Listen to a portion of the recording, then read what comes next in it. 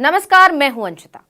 आजादी के 76 साल बाद सुप्रीम कोर्ट में संविधान निर्माता भीमराव अंबेडकर की भी प्रतिमा यानी मूर्ति लगेगी। जब से यह खबर आई है, हर तरफ इस फैसले की तारीफ हो रही है और हर किसी की जुबान पर इसका जिक्र है। यानी हर कोई इस फैसले से खुश भी है और उत्साहित भी। इस फैसले के साथ ही डीवाई चंद्रचूड़ एक बार फिर सुर्खियों में आ गए हैं, क्योंकि इस अच्छे काम की पहल करने वाले और प्रस्ताव देने वाले कोई और नहीं बल्कि खुद सीजेआई ही है। इसलिए उनकी हर तरफ तारीफ हो रही है। लोगों का कहना है कि जब से चंद्रचूड़ ने चीफ जस्टिस ऑफ इंडिया का पदभार संभाला है, वो एक के बाद एक ऐतिहासिक फैसले ले रहे हैं और उनका ये फैसला भी काबिले तारीफ है। सीजेआई चंद्रचूड़ अपने ऐतिहासिक फैसलों और अपने बेबाक अंदाज की वजह से हमेशा ही सुर्खियों में बने रहते हैं। ऐसे में सीजेआई की इस पहल से इस बार का संविधान दिवस सुप्रीम कोर्ट के इतिहास में भी अलग होगा। कितने ही सीजेआई आए और चले गए, लेकिन किसी ने भी इस बारे में नहीं सोचा कि संविधान निर्माता और पेशे से वकील भीमराव अंबेडकर की प्रतिमा सुप्रीम कोर्ट परिसर में भी लगे। लेकिन चंद्रचूड़ ने इस तरफ ध्यान दिया और ऐसा करने की पहल की। उनका यह प्रयास अब सफल हो रहा है और 26 नवंबर यानी संविधान दिवस के दिन सुप्रीम कोर्ट में वो होगा जो आजादी के 76 सालों में भी नहीं हुआ था। बता दें कि 26 नवंबर को सुप्रीम कोर्ट के परिसर में 3 फुट ऊंचे आधार पर डॉक्टर अंबेडकर की 7 फुट ऊंची प्रतिमा का अनावरण होगा, यानी लगाई जाएगी। खास बात यह है कि उनकी ये प्रतिमा वकील की वेशभूषा में होगी। मूर्ति में वो वकील की तरह गाउन और बैंड पहने हुए दिखेंगे और उनके एक हाथ में वो संविधान की प्रति है। बता दें कि मूर्ति बनाने का काम अंतर्राष्ट्रीय स्तर के जाने माने मूर्तिकार नरेश कुमावत को दिया गया था, जो अब पूरा हो चुका है। आप सभी जानते हैं कि डॉक्टर भीमराव अंबेडकर को संविधान निर्माण में उनकी महत्वपूर्ण भूमिका के चलते फादर ऑफ इंडियन कॉन्स्टिट्यूशन भी कहा जाता है।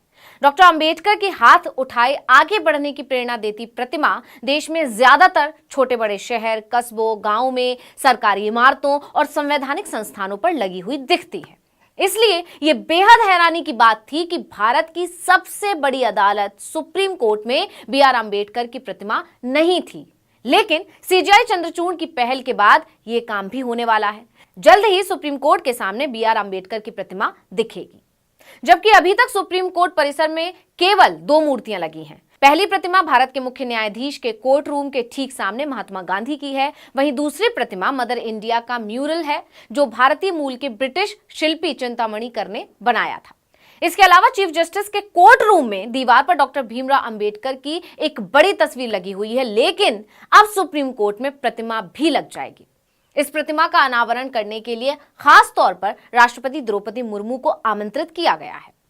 अब बात करें डीवाई चंद्रचूड़ की, तो उन्होंने 1 साल पहले 9 नवंबर 2022 को भारत के मुख्य न्यायाधीश का पद ग्रहण किया था। जस्टिस चंद्रचूड़ देश के 50वें प्रधान न्यायाधीश हैं। सीजेआई के अपने कार्यकाल में उन्होंने शीर्ष अदालत में पारदर्शिता बढ़ाने और शीर्ष अदालत के अंदर एलजीबीटीक्यू समुदाय को शामिल करने की दिशा में कई कदम उठाए। इसके साथ ही सीजेआई चंद्रचूड़ ने समलैंगिक जोड़ों के लिए विवाह को लेकर समान अधिकारों की भी वकालत की। सीजेआई के रूप में उनकी अध्यक्षता वाली संविधान पीठ ने बीते 1 साल में कई महत्वपूर्ण फैसले सुनाए हैं। इनमें दिल्ली सरकार की शक्तियों से जुड़ा फैसला, महाराष्ट्र में उद्धव ठाकरे के नेतृत्व वाली पिछली महाविकास अघाड़ी सरकार की बहाली से इनकार और समलैंगिक विवाह को मान्यता देने के लिए समलैंगिक जोड़ों के अधिकार से जुड़े महत्वपूर्ण फैसले सुनाए हैं।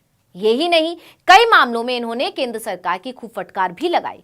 खासकर सीलबंद लिफाफे में रिपोर्ट पेश करने पर सीजेआई ने केंद्र को कड़े शब्दों में फटकार लगाते हुए कहा था कि मैं व्यक्तिगत रूप से बंद लिफाफे में जवाब देने के खिलाफ हूं।